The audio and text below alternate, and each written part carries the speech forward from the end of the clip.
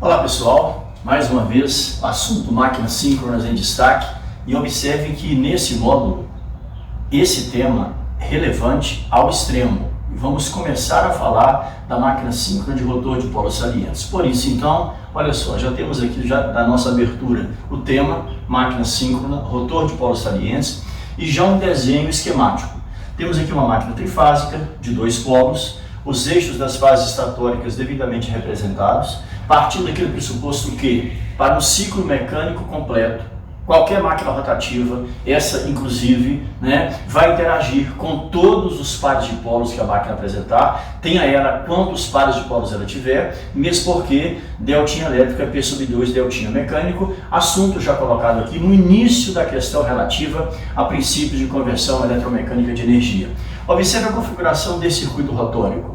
Esse aspecto visual, tá? Mesmo que não tivéssemos a configuração do estator, com a identificação dos circuitos concentrados, como nós colocamos para representar o diagrama esquemático da máquina, percebe-se claramente que essa máquina possui 2 polos, só de uma visualização do circuito rotórico. Tá? Uma sapata polar bem evidente aqui, alguns chamam de polos salientes, ou cabeça polar saliente, fica a seu critério, tá? Aqui um polo nessa extremidade e um polo na extremidade magneticamente oposta, caracterizando efetivamente a situação de uma máquina com polos salientes, com cabeças polares excêntricas, tá? Depende da tradução. Pois muito bem, o que chama a atenção numa máquina de rotor de polos salientes é exatamente o fato de que, quando ela girar, e girar faz parte da natureza de uma máquina rotativa, reiterando, uma máquina em regime permanente significa o quê?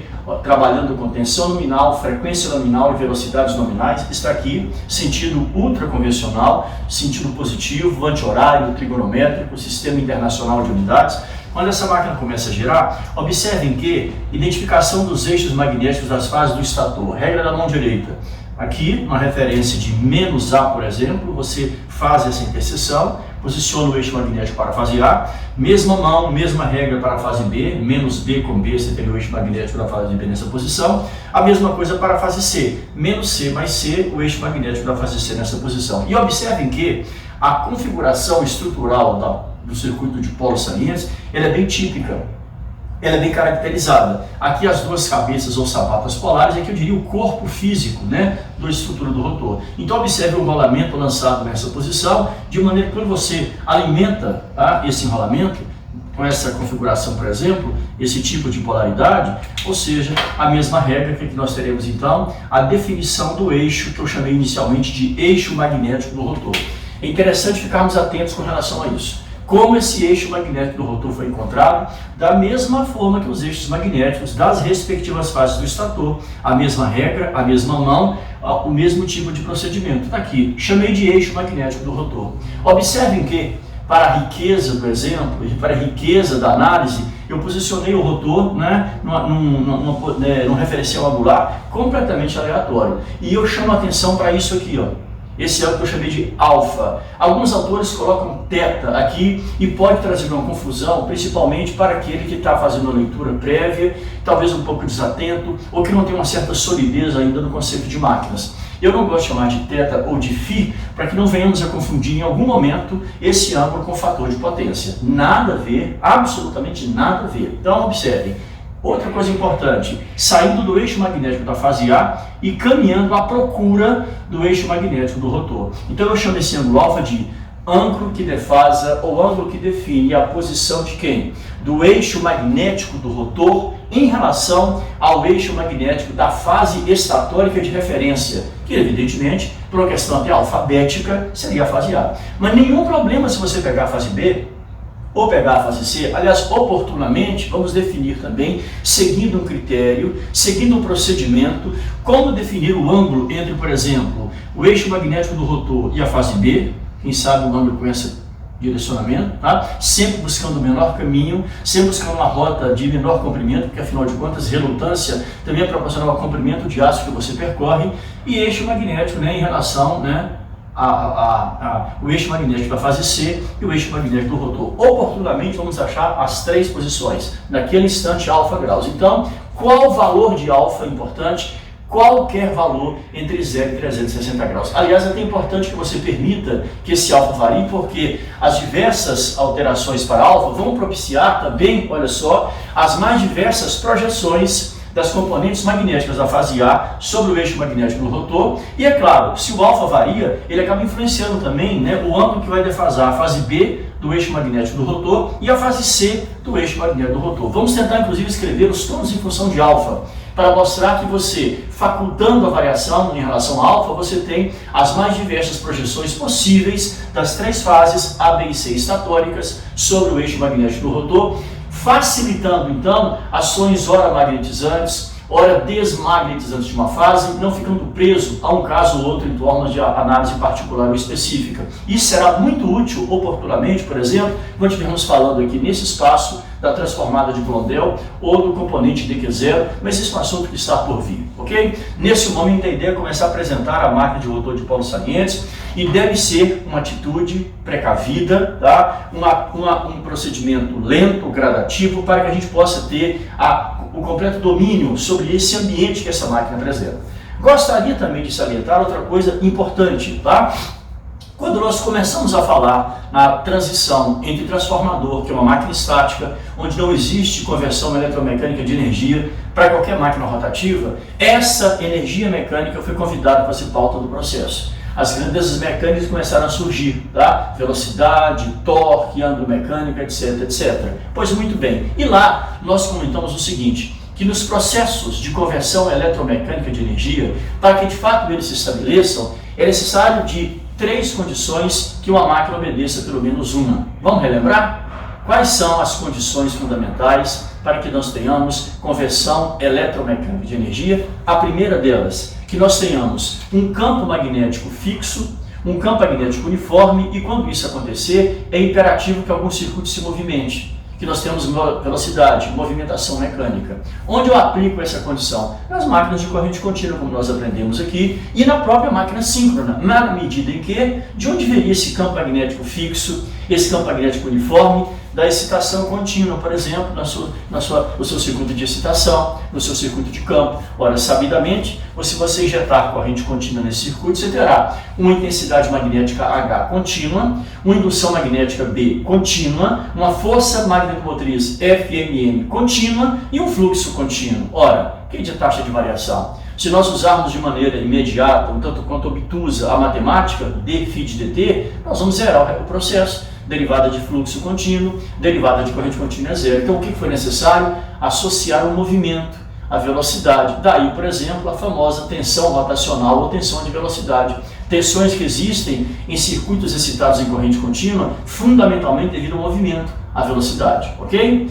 Segunda condição para a conversão eletromecânica de energia, um campo magnético alternativo, um campo magnético variável, periódico, e aí, me permita uma coisa, circuitos em equilíbrio. Por que eu usei esse termo? Porque mesmo sabendo, olha o que eu vou dizer, tá pessoal? Mesmo sabendo que um transformador, ou nele, não teremos conversão eletromecânica de energia, mas eu me sentiria um tanto quanto incomodado em não falar do transformador nesse momento. Ora, uma máquina trifásica como aquela, nós sabemos muito bem, já foi comentado nesse nosso fórum, um transformador trifásico, ele só não gira, só não tem parte móvel, porque a estrutura mecânica dele não permite. Porque eletromagneticamente falando, eu diria que ele cumpre todos os pré-requisitos para que isso possa acontecer.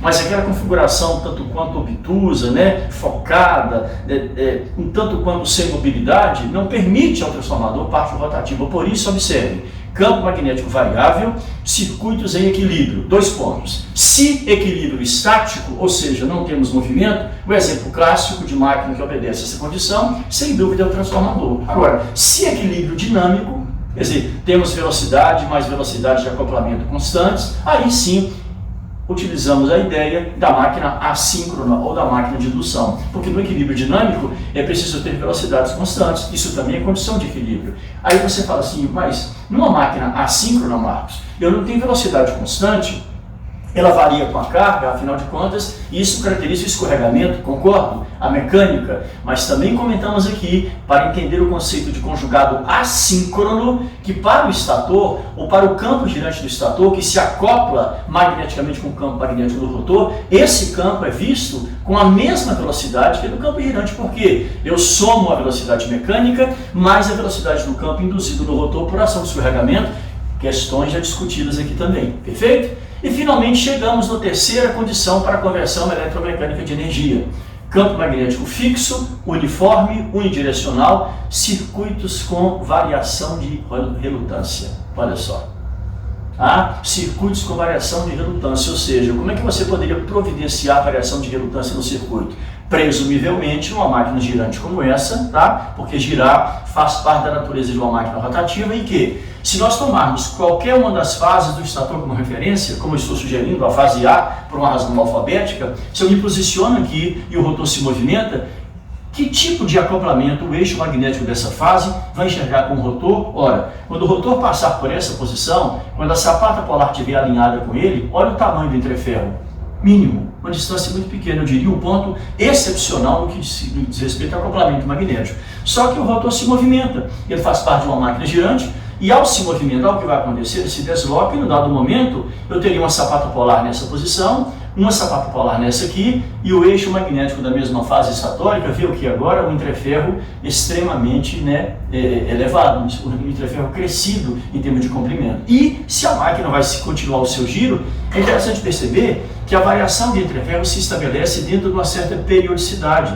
Ela será mínima quando uma nova cabeça polar passar por aqui e será máxima quando, ao termo que eu vou dizer, quando a posição interpolar do rotor estiver associada ao longo do eixo magnético da fase A. Então observe que muito mais do que uma variação de relutância, essa relutância varia dentro do intervalo pré-estabelecido, ou seja, a variação é periódica. Então significa o quê, gente? Que eu estou agregando à máquina uma variação de relutância. E talvez até valesse a pena a gente relembrar dessa lei aqui, ó, da famosésima e da imprescindível, eu diria, tão básica, tão fundamental, lei de onda magnética. Convenhamos, sabidamente, uma máquina elétrica existe não é por causa do fluxo, mas devido à variação dele. E essa variação ela pode ser vista sobre várias facetas, sobre vários referenciais, sobre vários pontos de partida ou vários insumos. Em um deles, por exemplo, uma coisa é certa: se esse fluxo varia em relação ao circuito acoplado, não importa como, é interessante perceber que numa situação convencional, numa máquina de rotor cilíndrico, por exemplo, tá, onde a relutância apresenta um entreferro uniforme em toda a extensão perimetral desse gap, eu não tenho variação de relutância. Então, as variações relativas ao fluxo ficam, na verdade, vinculadas à variação das forças magnetomotrizes. Agora, quando, além de eventuais variações de forças magnetomotrizes, também teremos, também teremos variação de relutância, olha só, convenhamos, naturalmente teremos uma implementação, um ganho, tá, de uma nova taxa de variação de fluxo por quem? Pela variação da relutância. Eu diria um DR de dt. Então, em toda máquina de rotor de polos salientes, olha que coisa interessante. Por ser síncrona, alimentação de campo com corrente contínua, ela vai obedecer à primeira condição para a conversão eletromecânica de energia. Campo magnético fixo, movimentação do circuito mecânico, está lá. Agora, por ser de rotor de polos salientes, ela também vai obedecer à terceira condição para a conversão eletromecânica, que seria quem? Circuito fixo, campo fixo, melhor dizendo, fluxo fixo, fluxo unidirecional, circuito com variação de relutância. Então, olha bem, o que eu estou querendo dizer? Que de todos os circuitos acoplados magneticamente que nós conhecemos, de todas as máquinas elétricas conhecidas, apenas ela, qual? A máquina síncrona e de rotor de polos salientes, das três condições para a conversão eletromecânica, ela obedece duas. A primeira, campo magnético fixo, circuito em movimento, e a terceira, campo magnético fixo, circuito com relutância variável.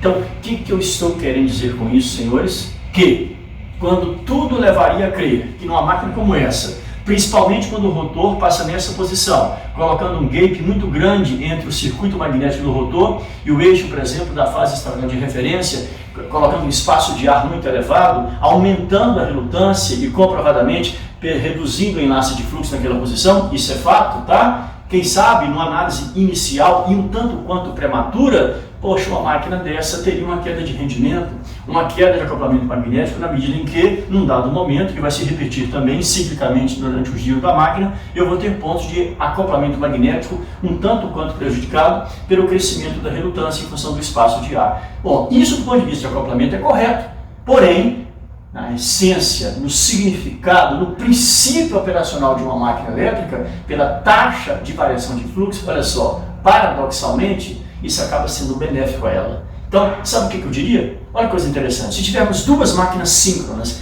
idênticas, de mesma potência, de mesma tensão, tá? Mesmas configurações, mesmo fabricante, mesmo tudo, tá? Operando com o mesmo ângulo de carga, mesmo tudo. Só que se uma é de rotor cilíndrico, a outra é de rotor de polos salientes, eu te asseguro que essa segunda, a máquina de rotor de polos salientes, vai desenvolver uma maior capacidade de acoplamento magnético. Então, por isso mesmo, com menores correntes de estação, você vai conseguir trabalhar convertendo muito mais potência, logo desenvolvendo muito mais conjugado, muito mais não, né? Mais conjugado, mais potência do que uma máquina assim de rotor cilíndrico, graças a quem? A sua variação de relutância. Então, observe, gente, que esse prefácio que eu estou apresentando aqui, essa preleção, ela por si só já justificará todos os módulos que estão por vir, né, a ser dedicados à máquina de polos salientes nesse espaço aqui. Por isso eu quero começar a trabalhar com essa máquina, repito, mais uma vez, com cuidado, tá? Com muita tranquilidade, para que a gente possa gradativamente absorver a grandiosidade, as alternativas que essa máquina apresenta, por exemplo, em relação à sua co-irmã, que é a máquina simples de rotor cilíndrico.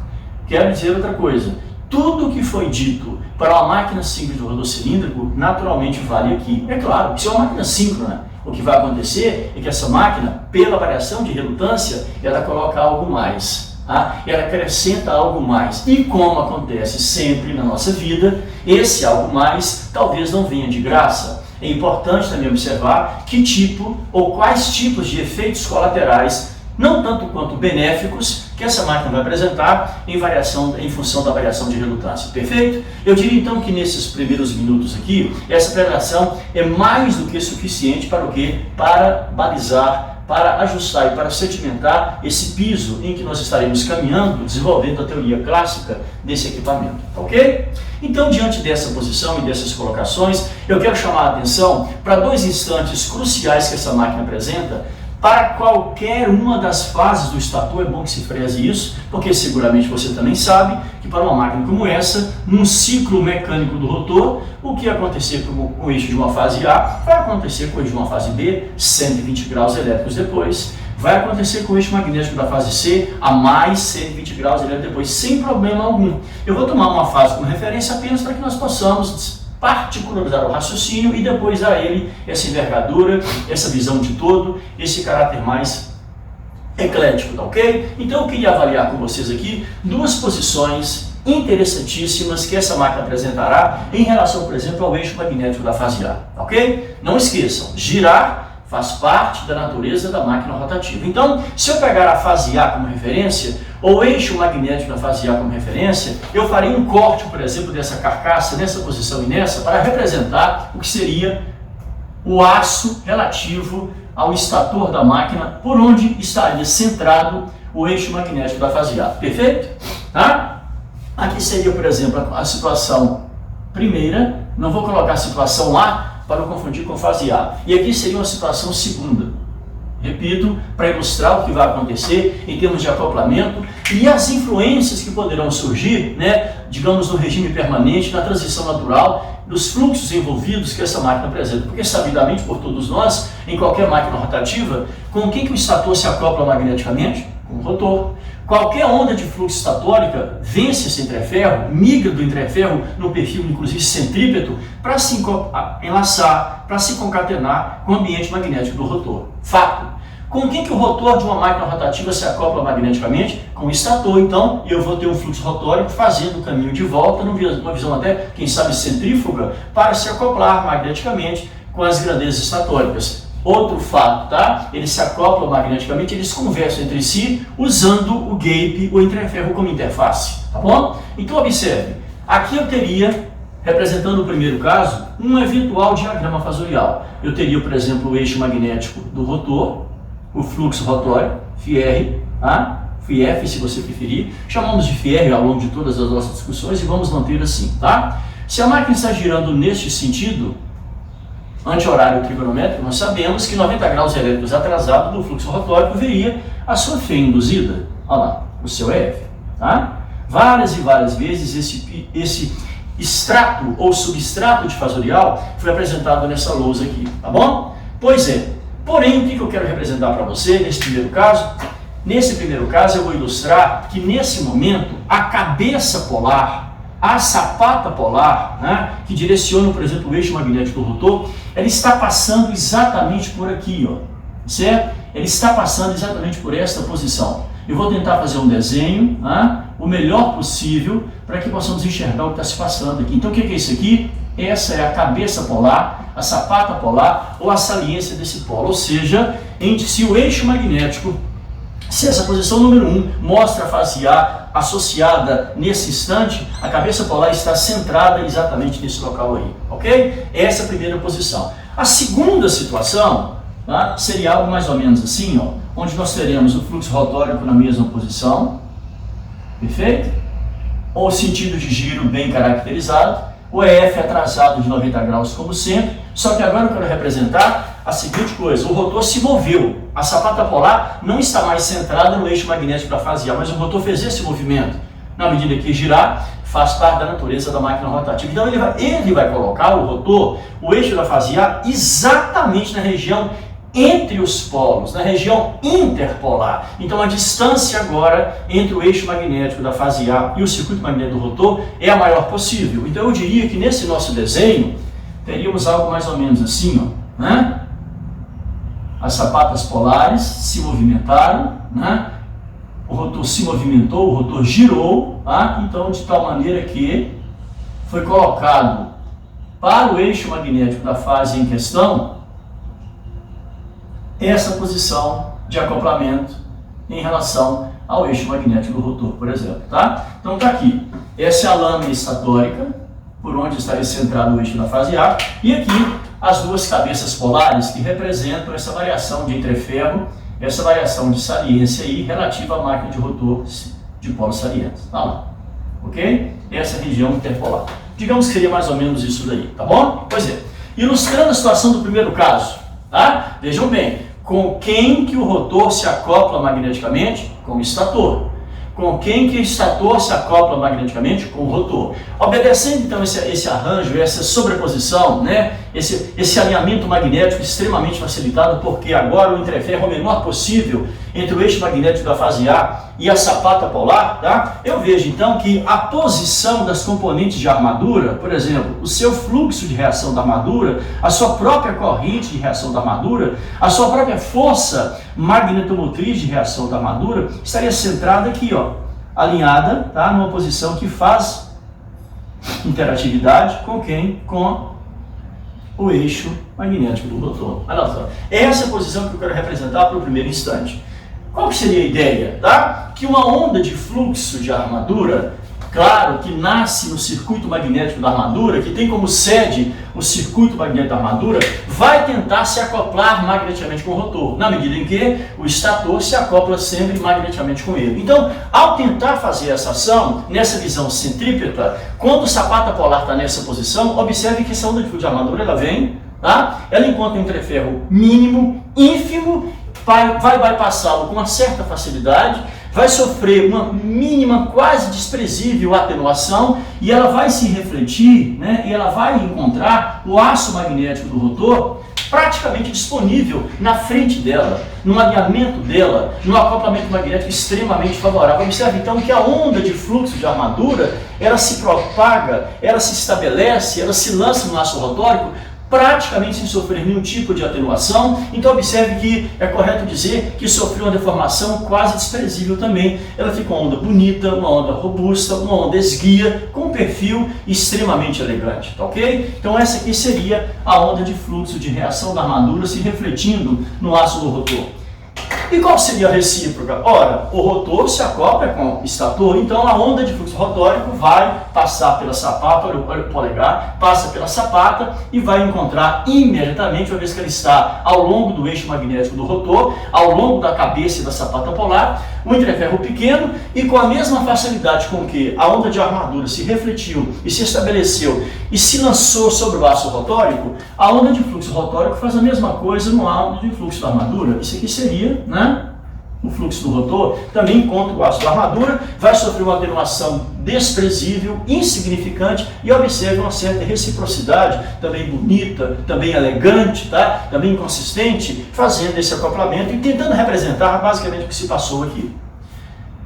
Considerações a serem feitas, existem várias, só que eu quero destacar uma delas. Evidente, se essa máquina está em regime permanente, que nós teremos no aço do estator tensões nominais, frequências nominais? Sim, teremos. Então é correto dizer, atenção, tá pessoal, que nesse momento o circuito magnético estatórico está levemente saturado, claro, evidente, né? Já foi conversado isso aqui, tensão e frequência nominais, relação coeficiente volt-hertz estável, permeabilidade magnética do aço do circuito envolvido, no tal ponto que nem está no valor muito baixo, ao ponto de comprometer o enlace do ponto de vista construtivo e em termos de valores absolutos, como também não está muito elevado, ao ponto de caminhar perigosamente com um alto nível de saturação, e aí impregnando a onda de fluxo, né, de acoplamento e resultante, com distorções de caráter harmônico, para ser exato, de terceiro harmônico, ok? Então é correto dizer que nessa situação aqui, a onda de fluxo de armadura está levemente impregnada, levemente vinculada a pequenas distorções harmônicas de ordem 3, 5, 7, 9, ou seja, uma família de componentes harmônicos ímpares.